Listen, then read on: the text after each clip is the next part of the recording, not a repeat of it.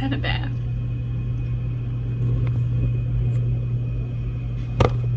Sorry. Today I'll be looking at some books that have brought a lot of clarity and peace into my life. I realized each one mirrors different aspects of my favorite artists right now. So, through the lens of archetypes, I'll be categorizing these books as the Powerpuff Girls, Charlie XCX, Chappell, Roan, and Sabrina Carpenter. So I'll talk a little bit more about how I've categorized their archetypes. Charlie's archetype is subversive in a boundary-expanding way.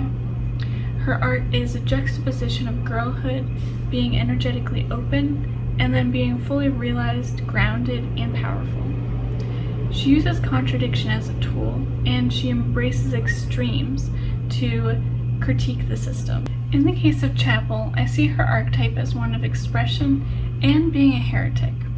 And so, in terms of being a heretic, she is speaking out for truth in a society that may need to hear it. And I also see her archetype as one of expressing herself in an act of deep love for herself and life. And in the case of Sabrina, I see her archetype as instigative and bombastic. She enjoys reactions and creates her art in a practice of fearlessness. She points to ways in which people aren't fully present with the content they're consuming. And so this first one is Flatland, a romance of many dimensions by Edwin Abbott. So this book was written in 1884. I'll give you a brief synopsis and then go into which Powerpuff Girl I think best aligns with it. And so it's a metaphorical piece, and it's written from the perspective of a square. And so the square details his life as a 2D object and the structure of the society he lives in. And so shapes in the society, shapes with more corners are considered higher class, and then shapes with less corners are considered the low class. And so the highest class is a priest class, and the lowest class are shapes like triangles, which have the least amount of corners, and so they are given the most menial jobs. And so this piece is a critique on society, and so going into our main character's life. So one day, Mr. Square meets a shape he first assumes is a circle, and so the circle tells him that there's so much more to life. And in fact, there is a 3D world, which he has never seen or considered. He finds this hard to believe, obviously from his 2D perspective. And so the circle picks him up out of his 2D world and brings him into the 3D world, where he realizes this circle is a globe. And so this piece is a critique on our society and our limited understanding of the nature of reality itself. And it's how we wield such hard and fast opinions. It's critiquing how we wield such hard and fast opinions, but there's so much yet to be discovered about the reality we live in. So this piece strikes me as resonating with Charlie's archetype because of its wit and self-awareness. It's a bombastic critique on society, and likewise, Charlie refuses to play by major label rules, and she embodies this critique of hierarchies by interacting with her fans in a very grassroots way and pointing fun of the kind of like hot girl persona. And so to summarize, both Flatland and Charlie point to the absurdity of social hierarchies. So Charlie pulls us up out of this sleepy consumption of media and wakes us up just like Flatland and asks us, what's really going on here? Do we like it? And what do we want to do about it? And so the next book I want to cover is Should I Stay or Should I Go by Dr. Ramani Durvasula. So, sorry if I butchered that. So this book details in a very understanding way what options are for anyone who has been in a codependent relationship or friendship with someone. And Dr. Ramani has this beautiful way of having a non-judgmental approach and still giving advice in a very real and totally straightforward way. It empathetically lays out what it feels like to be in a toxic relationship or a codependent relationship, and at the same time it doesn't insult the reader and instead edifies them and clearly details what their options are. This book left me with a feeling of empowerment, of feeling deeply understood, and with a new sense of safety in my deeper understanding of what was creating the dynamic that I was experiencing. This ability to acknowledge the pain and uncertainty and being very transparent is why Charlie is an excellent archetype for Dr. Roan and I's book.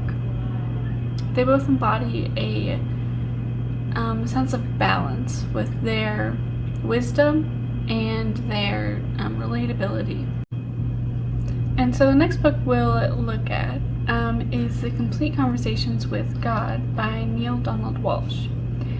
And so if you're from the Western Christian outlook, this book will overlap somewhat with that perspective of spirituality. One clear and kind of the overarching message in this book is that we're all one, we're all the divine, and rather than existing in a context of hierarchy, he sees everything's relation to everything else as very equal. And so I think this book most aligns with Sabrina's archetype. And it's due to this openness and comfortability with creating controversy that they both seem to have. So Neale, feels driven to share this experience and, something that might get him ostracized by a large part of his community. I see similarities to that in Sabrina's drive to push back on public expectations and the comfortability she does that with. And so both figures, Sabrina and Neale, reclaim personal authority and challenge systems that limit expression. In doing so, they model a empowered vulnerability in the fact that they're bold and willing to be misunderstood, but it's all in a practice of deep trust in their own personal experience. And so the next book I'll cover is The Dharma Bums by Jack Kerouac. I chose this book because it's one of the first I read that described this spiritual yearning and wanting to explore nature and the nature of reality more deeply. This book is basically about two guys and their friendship. It explores topics of deep indulgence as well as finding solitude and isolation in nature. And so this book is kind of an exploration of the author's look into Buddhism, of course with a Western perspective. And overall, I would say it's a celebration of joy, and more specifically the joy found in chance happenings and the excitement and meaning in spontaneity. And Jack Kerouac writes in a very artistic style. He kind of subverts language and uses his own conventions, but don't worry if you want to read it, it's very easy to catch on to. I think his dedication to finding himself and his deeper meaning through spontaneous experiences lines up with Chappell's archetype. His joyous celebration of life and trust in the goodness of the universe also kind of aligns with Chappell's archetype. And this book overall brought me a sense of quiet understanding. And he is also one of the reasons I started meditating, as he, further on in the book, meditates for hours on end in the backyard of his family's house, and his family's inside. He keeps asking him if he, needs a doctor, needs to go to the hospital, which I thought was funny. And I think this dedication to your own artistic practice also aligns with Chappell's archetype. So overall, like Kerouac, Chappell embraces strange while acknowledging the sacredness in spontaneity and chance happenings of life. And then also this deeper trust in the goodness of life, I think aligns very much with Chappell's kind of overall themes of her perspective. And also I would say they align with a deep reverence for the present moment. And so this next book is Not Nice by Aziz Gazipura. And so I feel like this book aligns also with Chappell. It goes into how to unlearn people-pleasing and other maladaptive coping skills. This book really opened my eyes to subtle things that I do to make myself smaller and to make myself seemingly pose less of a threat, as an unconscious way of making myself feel more safe. And so Chappell's refusal to perform likability at the expense of her own safety and personal comfortability shows us what it's like to live authentically. And I think this aligns with Dr. Aziz's book. And I would say her approach invites us to consider honesty and self-advocacy as not rude, but acting in a healthy self-interest and being, quote-unquote, not nice. And so Charlie's archetype aligns with the sentiment of this book, as she's dedicated to being her true self and following her intuition over the status quo. She stated that she loves performing and creating her art, and at the same time she doesn't want this to cost her the respectful treatment from others. She's asked fans to give her space and to respect her wishes of receiving good treatment. And she stated that she doesn't want to be touched, and reminds her fans that she's a stranger to them and they're a stranger to her. And this was somewhat controversial to some people, and I think that's in their interpretation of it being bratty, but in opinions of others and kind of in my personal opinion, I thought that this was a very grounded perspective on the matter, and paves the way for the better treatment of more celebrities. And so I appreciate how he frames nice and not nice. In this case, nice means to be palatable and easy to deal with. And then not nice means to be able to act with self-interest and be your authentic self comfortably. And so in his book, he includes this quick reference guide. And so I'll just read a couple things from it. I think they're really helpful to kind of exemplify what he's saying here. And so on the nice half of it, it lists different aspects, and then on the not nice, it lists comparatively not nice aspects. And so nice, you feel a strong need to be liked by everyone, and being disliked makes you very uncomfortable. Not nice, you don't feel a need to control others' perceptions to feel secure. Nice, you typically put others first, and you're self-sacrificing. Not nice, you take care of yourself first when needed, acting with healthy self-interest. Nice, you feel overly responsible for everyone's feelings. Not nice, you support others when possible, while knowing each person is fully responsible for their own feelings. Nice, you experience chronic guilt and a fear of hurting others. Not nice, you honestly and lovingly express your true self, even though it sometimes leads to painful feelings.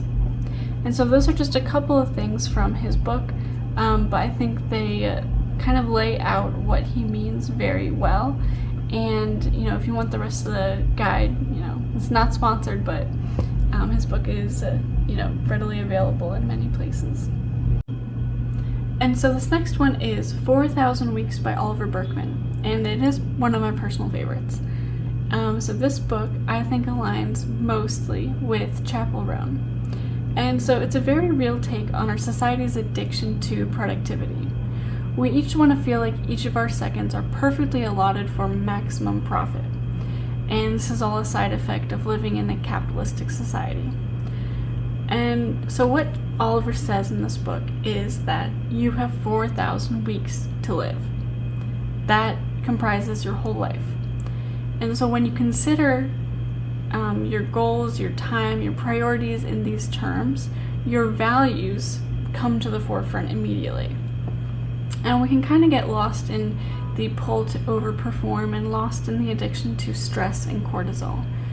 And when we take a step back and look at a big picture of this is all the time that I have, what is truly important to me, then the goals that really resonate with you and bring you true joy quickly outshine the goals that have just come up from comparing yourself to others and wanting to be the best at everything.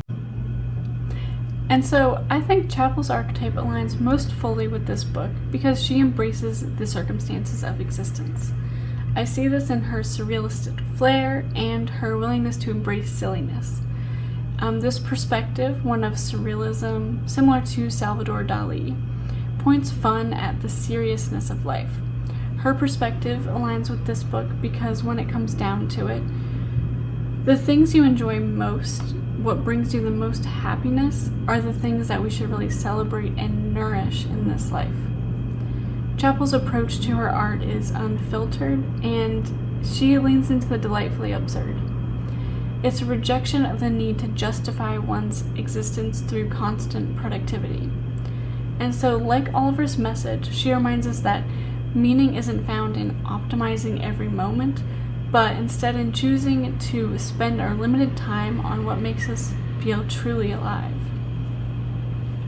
And so I have 7 or 8 more books just kind of on my list that I could fit into this format and I think resonate with our Powerpuff Girls. And so let me know if you'd like another video, if you'd be interested, and I'd love to make it. Okay, bye for now.